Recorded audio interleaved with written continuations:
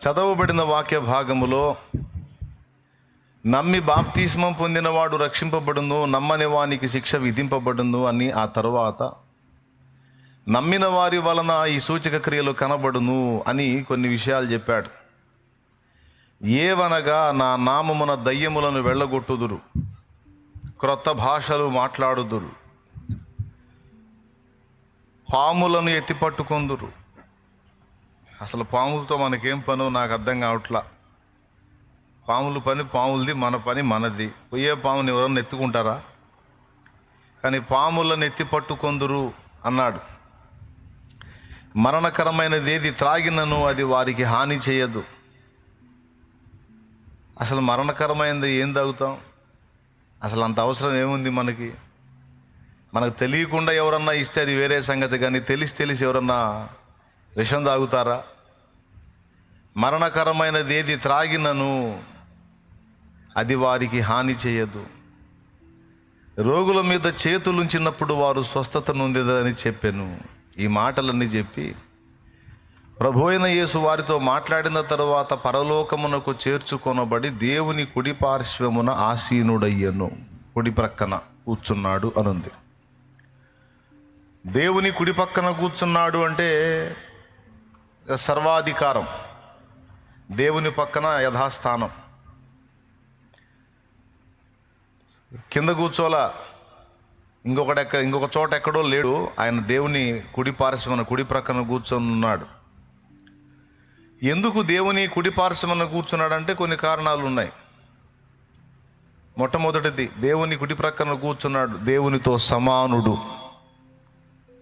రెండవది, సర్వాధికారి. యేసు ప్రభువే మత్తయి సువార్త 28వ అధ్యాయం ఆఖరి వచనంలో 19వ వచనం నుంచి చూస్తే, భూమి మీదను పరలోకమందును నాకు సర్వాధికారం ఇయ్యబడి ఉన్నది అన్నాడు. అందుకని మొట్టమొదటిది దేవునితో సమానుడు, రెండవది సర్వాధికారి, మూడవది మన పక్షమున విజ్ఞాపన చేసేటువంటి ఉత్తరవాది. ఏమమ్మా స్తోత్రాలు చెప్పండి, ఒకసారి పెద్దగా చెప్పండి, ఇంకోసారి చెప్పండి, ఒక్కసారి ఒకరి మొక్కలు ఒకరు చూడండి, మొఖాలు చూసుకోండి కొంచెం ఒక్కసారి. ఓకేనా? ఇక జాగ్రత్తగా వినండి. కుడి పార్శ్వమున ఆసీనుడయ్యాడు అనే మాట స్పష్టంగా చెప్పాడు. ఏమిటి అక్కడ హోదా ఏమిటంటే, మొట్టమొదటిది ఏం చెప్పాను? ఆయన దేవుడు. రెండవది ఏం చెప్పాను? సర్వాధికారి. మూడవది ఏం చెప్పాను? ఉత్తరవాది. నాలుగవది ఏం చెప్పాను? విజ్ఞాపనకర్త. మన పక్షమున విజ్ఞాపన చేయటానికి, వ్యాజ్యం ఆడడానికి అక్కడ కూర్చున్నాడు. ఓకేనా? ఐదవది, సింహాసనాసీనుడై ఉన్నాడు గనుక, అబ్బాయి అధికారం ఇక నాదిరా, ఇక అధికారం నా చేతుల్లో ఉంది, సర్వాధికారం నాకు ఇవ్వబడింది. ఎందుకంటే నేను ఒకప్పుడు తండ్రి వక్షస్థలమందు ఉన్నాను, తండ్రి కుడి పార్శ్వమున తండ్రితో కూడా ఉన్నాను నేను. అయితే నేను మళ్ళొక్కసారి అధికారమును స్వతంత్రించుకోవటానికి అర్హుడనని రుజువు చేసుకున్నాను. సింపుల్గా చెప్పాలంటే, రాజుగారి కొడుకు ఏమవుతాడు? నోరు తెరిచి అందరూ చెప్పండి మర్యాదగా. మీరు నిద్రమొహాలు వేసుకుంటే నాకు చిరాకు పుట్టిద్ది, నేను 3 గంటలు చెబుతా, పగ అట్ట తీర్చుకుంటాను నేను. కాబట్టి మీరు మర్యాదగా చెప్పినప్పుడు స్పందించండి, ముగిస్తా. రాజుగారి కొడుకు రాజు అవుతాడు. అది జన్మతా వచ్చిన అధికారం. ఏమయ్యా? రాజుగారి కొడుకు యువరాజు, జన్మతా వచ్చిన అధికారం. ఈ రాజుల గ్రంథంగా చూస్తే చిన్న పిల్లలు కూడా తండ్రులు చనిపోయిన తర్వాత రాజులు అయ్యారు. అది రాజుల గ్రంథం చూస్తే మీకు అర్థమైద్ది. చిన్న వయసుల్లోనే వాళ్ళకి పట్టాభిషేకాలు చేశారు. సో జన్మతా వచ్చే అధికారం రాచరికం. దేవుని కుమారుడు గనుక, దేవునిలో ఒక భాగం గనుక ఆయన దేవుడు, ఆయన సర్వాధికారి.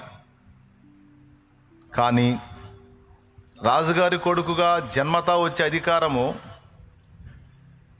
మరొకసారి రాజుగారి కొడుకు రుజువు చేసుకోవాల్సి ఉంటుంది. అందుకే రాజుగారు కుమారుణ్ణి తన యొద్ద నుండి వేరే ప్రదేశానికి పంపించి శ్రమానుభవాన్ని నేర్పి, ఆ శ్రమలలో విధేయతను నేర్పి, విద్యలను నేర్పి, అందులో అన్ని క్వాలిఫై అయితే ఆ తరువాత తీసుకొచ్చి సమాజానికి ప్రకటించి అందరి ఎదుట పట్టాభిషిక్తుడిని చేస్తాడు. మా చిరంజీవి సకల విద్యా పారంగతుడయ్యాడు, ఇక ఈ సింహాసనం ఎక్కి అందరినీ పరిపాలించడానికి యోగ్యుడయ్యాడు అని అందరి ఎదుట అతన్ని పట్టాభిషేకం చేస్తారు. ఇది రాచరికపు వ్యవస్థలో జరిగేది.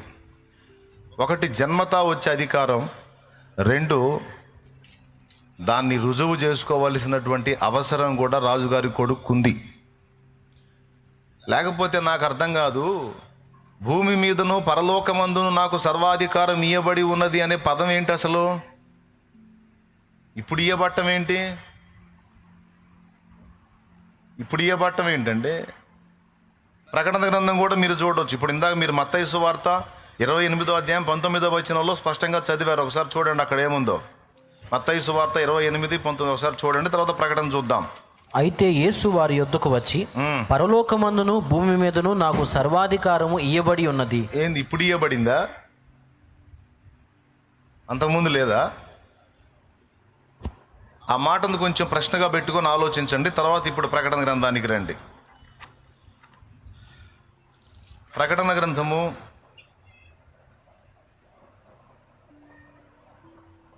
12వ అధ్యాయము 10వ వచనం చదవండి, ఒక్కసారి చూడండి. మరియు ఒక గొప్ప స్వరము పరలోకమందు ఇలాగు చెప్పుట వింటిని.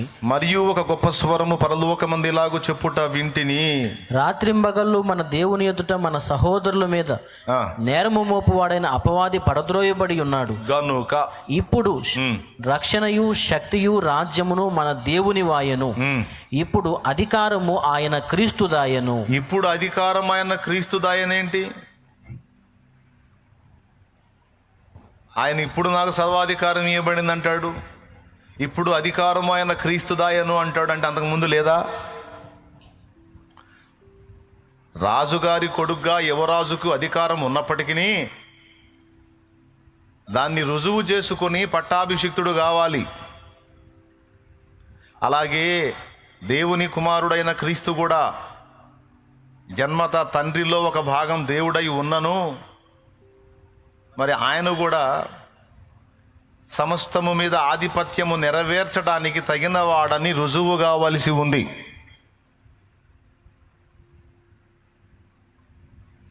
అలాగ రుజువు చేసుకున్నప్పుడే దూతలైనా మానవులైనా దేవుడు సృజించిన కోటాను కోట్ల ప్రపంచాలు ఆమోదిస్తాయి, అంగీకరిస్తాయి. నీకు తెలుసా, దేవదూతలకు డౌట్ వచ్చిందంట. దేవదూతలకు డౌట్ వచ్చింది.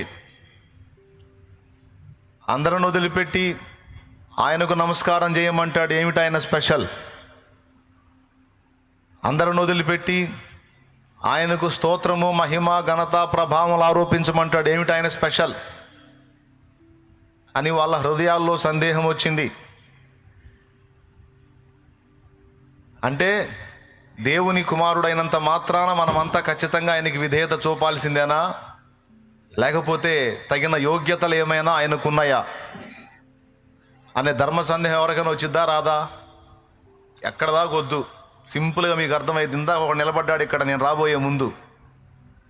ఇందాక ఒకడు నిలబడ్డాడు ఇక్కడ, ఎవరో కొడుకు అని వాళ్ళ హృదయాల్లో సందేహం వచ్చింది.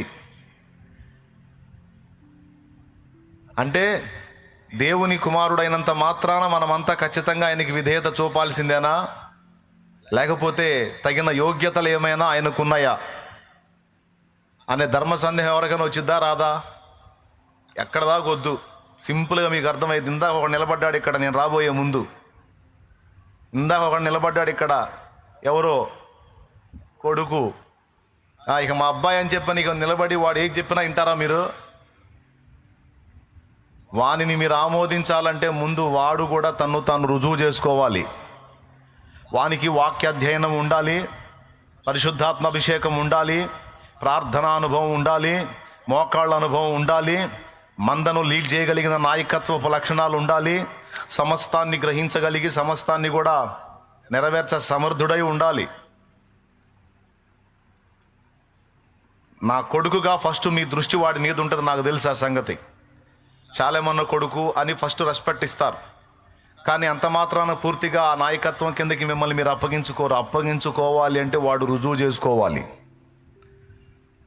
లేకపోతే కూర్చున్న మీరేమంటారో తెలుసా, వాడు సరైన రీతిలో మిమ్మల్ని నడిపించకపోతే ఏదో ఇక అన్న కొడుకని ఏదో మనం కూర్చోవటమే కానీ మైండ్ తింటున్నాడు ఏందో. ఇక అన్న కొడుకని ఇక మనం ఏదో ఆమోదించడం తప్ప అబ్బాయికి నడిపించడం రాట్లా. 1 వారం 2 వారాలు 3 వారాలు 4 వారాలు, ఇక 5వ వారం నుంచి సనుగుడు స్టార్ట్ అయింది నీకు. ఎందుకు? వాడి దగ్గర ఆ క్వాలిటీ లేకపోతే, ఆ కొలతలో లేకపోతే. అందుకని వాడు ఏం చేయాల్సి వచ్చింది ఇప్పుడు?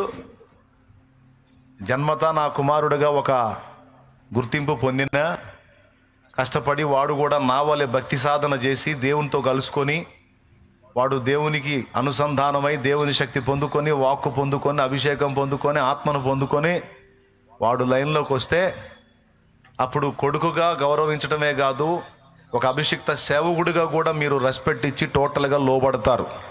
ఇక సణుగుడు గొణుగుడు ఉండదు. ఏమంటారు? పాయింటేనా? యాజ్ ఇట్ ఈజ్గా క్రీస్తు కూడా అదే వర్తిస్తుంది. అండ్ ఆయన రక్తము చేత విమోచింపబడి దేవుని కుమారులుగా కుమార్తెలుగా పిలవబడిన మనకు కూడా అదే వర్తిస్తుంది. యేసు ప్రభు కూడా తన్ను తాను రుజువు చేసుకోవాలి. లేకపోతే మనమే ప్రశ్నిస్తాం ఏమిటా ఆయన అర్హత అని, దూతలు ప్రశ్నిస్తారు ఏమిటి ఆయన యోగ్యత అని. అలా వచ్చింది వాళ్ళకి డౌటు. దేవుడు దాన్ని రుజువు చేశాడు. నా కుమారుడు ఎంత గొప్పవాడో, ఎంతటి విధేయుడో, నా కుమారుడు ఎంత తగ్గించుకుంటాడో, నా కుమారుడు ఎందుకు స్తోత్రార్హుడో, నా కుమారుడు ఎందుకు నమస్కార పాత్రుడో, ఎందుకు ఆరాధనీయుడో, ఎందుకు శక్తియు మహిమయు ఘనతయు స్తోత్రము పొందనర్హుడో నా కుమారుడే రుజువు చేసుకుంటాడు చూడండి అని తండ్రి కుమారుణ్ణి భూమి మీదకి పంపి మహిమను వదిలిపెట్టి మట్టి లోకంలోకి వచ్చి మట్టి మనిషిగా పుట్టి, స్తోత్రం చెప్పండి మా గట్టిగా చెప్పండి,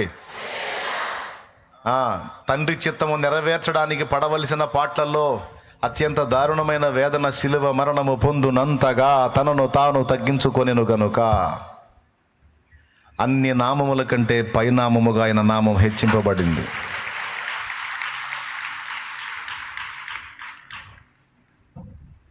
ఇలా రుజువు చేసుకున్న తర్వాత, వధింపబడిన గొర్రెపిల్లగా క్రీస్తు గుర్తింపబడిన తర్వాత తండ్రి యొక్క చిత్తము నెరవేర్చడానికి ఎంతటి అవమానకరమైన అనుభవాలకైనా కుమారుడు వెళ్ళగల సమర్థుడని దూతలు గ్రహించిన తరువాత ప్రకటన గ్రంథము 5వ అధ్యాయములో అందరూ కలిసి అంటున్నారు చూడండి గొర్రెపిల్లను గూర్చి. ప్రకటన గ్రంథం 5వ అధ్యాయము చూద్దాం చూడండి. 11వ వచనం నుంచి చదువునానా. మరియు నేను చూడగా సింహాసనమును జీవులను పెద్దలను ఆవరించి ఉన్న అనేక దూతల స్వరము వినబడెను. వారి లెక్క కోట్ల కొలదిగా ఉండెను. వారు వధింపబడిన గొర్రెపిల్ల శక్తియు ఐశ్వర్యమును జ్ఞానమును బలమును ఘనతయు మహిమయు స్తోత్రమును పొందనర్హుడని గొప్ప స్వరముతో చెప్పుచుండిరి. వారు ఎవరు? వాళ్ళు దేవదూతల స్వరం వినబడిందంట. మరియు నేను చూడగా సింహాసనమును జీవులను పెద్దలను ఆవరించి ఉన్న అనేక దూతల స్వరం వినబడిందంట. వారి లెక్క కోట్ల కొలదిగా ఉందంట. ఈ కోట్ల కొలదిగా ఉన్న దూతలందరూ కలిసి అంటున్నారట, వధింపబడి ఉన్న గొర్రెపిల్ల శక్తియు ఐశ్వర్యమును జ్ఞానమును బలమును ఘనతయు మహిమయు స్తోత్రము పొందనర్హుడని గొప్ప స్వరముతో చెప్పుచుండేది. ఇప్పుడు చెప్పటం ఏమిటి? అంతకుముందు అర్హుడు కాదా అంటే రుజువు చేసుకోక ముందు వాళ్ళకి డౌట్ ఉండే. క్రీస్తు భూమి మీదకి వచ్చి శిలువ మరణము పొందినంతగా విధేయత చూపి తిరిగి లేచి తండ్రి యొద్దకు వెళ్ళినప్పుడు దూతలందరూ కలిసి అంటున్నారు, ఇదిగో ఒకప్పుడు డౌట్ ఉండే, ఇప్పుడు మాకు క్లారిటీ వచ్చేసింది, మాకు స్పష్టత వచ్చింది. వధింపబడిన గొర్రె పిల్ల స్తోత్రము, మహిమ, ఘనత, ప్రభావము, బలమును, శక్తియు, అధికారము కూడా పొందనర్హుడు. ఆ అర్హతను రుజువు చేసుకోవాల్సి ఉంది, రుజువు చేసుకున్నాడు. ఓకే, అంతకుముందు ఆయన అధికారే, తండ్రిలో ఒక భాగం కాబట్టి. కానీ భూమి మీదకి వచ్చి మరొక్కసారి అధికారాన్ని ప్రూవ్ చేసుకొని రెండవసారి కూడా తానే సర్వాధికారిగా రుజువు చేయబడ్డాడు. ఇప్పుడు పాడొచ్చా మనం? సర్వాధికారివి, సర్వజ్ఞుడవు, సంపూర్ణ సత్య స్వరూపివి నీవు. సర్వాధికారివి, సర్వజ్ఞుడవు, సంపూర్ణ సత్య స్వరూపివి నీవు. దివిలోనున్న ఆనందమును ధరణిలో నేను అనుభవింప, మహిమాత్మతో నన్ను నింపితివా. దివిలోనున్న ఆనందమును ధరణిలో నేను అనుభవింప, మహిమాత్మతో నన్ను నింపితివా, మహిమాత్మతో నన్ను నింపితివా. దేవునికి మహిమ. ఇప్పుడు సింహాసనం ఎక్కి కూర్చొని అంటున్నాడు, అబ్బాయి ప్రభుత్వం అందరా అంటున్నాడు. ఇప్పుడు ఈజీగా అర్థమైంది మీకు. ఏమంటున్నాడు తెలుసా? ఏయ్ ప్రభుత్వం మందిక ఇంకా కానీ అంటున్నాడు. ఇది భూమి మీద ప్రభుత్వాలు కాదు, ఈ భూ ప్రపంచం సంబంధించి ప్రభుత్వం కాదు, యావత్తు విశ్వమంతటి మీద ప్రభుత్వం అన్నది. ఎలా మనదైందంటే, ఇదిగో నేను జయించి ఉన్నాను, సింహాసనం ఎక్కి ఉన్నాను, తండ్రి పక్కన కూర్చొనున్నా. ఇక మీ పక్షంగా మాట్లాడడానికి ఎనీ టైం నేను లైన్లో ఉన్నా. సర్వాధికారిగా ఉన్నా, విజ్ఞాపనకర్తగా ఉన్నా, ఉత్తరవాదిగా ఉన్నా, దేవుడనై ఉన్నా, మృతుడనైతిని కానీ ఇదిగో యుగ యుగములో సజీవుడనై ఉన్నా, అండ్ సర్వాధికారినై ఉన్నా. గనుక నా పిల్లలారా, సర్వాధికారిని నేను, నా అధికారం మీకు ఇస్తున్నా. మీరు కానీ విశ్వాసమును బట్టి దీన్ని స్వతంత్రించుకోగలిగితే, మీరు కానీ నన్ను ఆశ్రయించి విశ్వాసమును బట్టి దీన్ని స్వతంత్రించుకోగలిగితే, అదిగో చెప్పినవన్నీ జరుగుతాయరా, జరిగించడానికి నేను అక్కడ కూర్చున్నానని చెప్పి ముందేమో ఆ వచనాలు చెప్పి తర్వాత ఈ వచనం రాయించాడు దేవుడు. ముందే వచనాలు చెప్పాడు, నమ్మిన వారి వలన ఈ సూచక్రియలు కనబడినవేవనగా నా నామమున దయ్యాలను ఎళ్ళగొట్టాలంటే ఏం కావాలి? అధికారం కావాలి. మరి అధికారం మనకుందా లేదా అంటే ఉంది. పైన సుప్రీం ఎవరు? మన ప్రభు, ప్రియుడు, రాజు, రక్షకుడు, సుప్రీం ఆయనే. ఆయనను బట్టి మనకు కూడా అధికారం ఇవ్వబడింది. అది లూకాసు వార్త 10వ అధ్యాయములో యేసయ్య చెప్పాడు. లూకాసు వార్త 10వ అధ్యాయములో 17వ వచనం అనుకుంటాను. 17 సాతాను మెరుపు వలె ఆకాశము నుండి పడుట చూచి తిని, ఇదిగో 18వ వచనం, ఇదిగో పాములను త్రేళ్లను త్రొక్కుటకు శత్రు బలమంతటి మీద మీకు అధికారం అనుగ్రహించి ఉన్నానన్నాడు. ఏదియు మీకెంత మాత్రమును హాని చేయదన్నాడు. ఒక్కసారి ఇదే వచనం అట్లనే ఉంచున్నానా, ఒక్కసారి ఆ లైన్ మళ్ళీ చదవండి. 19వ వచనం ఇదే లైన్ అక్కడ మార్కు సువార్త 16లో కనపడుతుంది. 17లో పాముల ప్రస్తావన అక్కడ వచ్చింది. పాములను ఎత్తి పట్టుకుంటారని. ఎత్తి పట్టుకుంటారంటే ఏంటి అర్థం? ఇక్కడేమో తొక్కుతారన్నాడు, అక్కడేమో ఎత్తి పట్టుకుంటారన్నాడు. పాములను ఎత్తి పట్టుకొని ఏం చేస్తాం? ఎగురుతామా? పాములను ఎత్తి పట్టుకొని గిరా గిరా గిరా గిరా గిరా తిప్పి నేలకేసి కొడితే ఇంకా సౌండ్ ఉండదు. దేవునికి స్తోత్రం. పాములు చంపే వాళ్ళని చూసారా మీరు? రకరకాలుగా చంపుతారు, కర్రతో కొట్టి చంపుతారు. ఒక్కొక్కళ్ళు అయితే డైరెక్ట్గా పోయి తోక పట్టుకుంటాడు. తోక పట్టుకుని అది లేచి కరిసే ఛాన్స్ ఇవ్వడు దానికి. తోక పట్టుకోవటమే, లేపి గిరా గిరా గిరా గిరా తిప్పి ఒక్కటే బాదు కొడితే ఇక మళ్ళీ సౌండ్ ఉండదు దానికి. ఇక బుస్సు లేదు, తుస్సు లేదు, ఇక బొబ్బోటమే. అట్లా తోక పట్టుకొని కొట్టిన వాళ్ళు ఎవరన్నా చూసారా మీరు? ఎంతమంది? అది వాని చాకచక్యం, వాని నైపుణ్యం. అర్థమైందా? పాములను ఎత్తి పట్టుకుందరు, ఇక్కడేమో పాములను త్రేళ్లను త్రొక్కుటకు. పాములు తేళ్లతో మనకేం పని అంటే, పాములు అంటే పాములు కాదు, తేళ్ళు అంటే తేళ్ళు కాదు.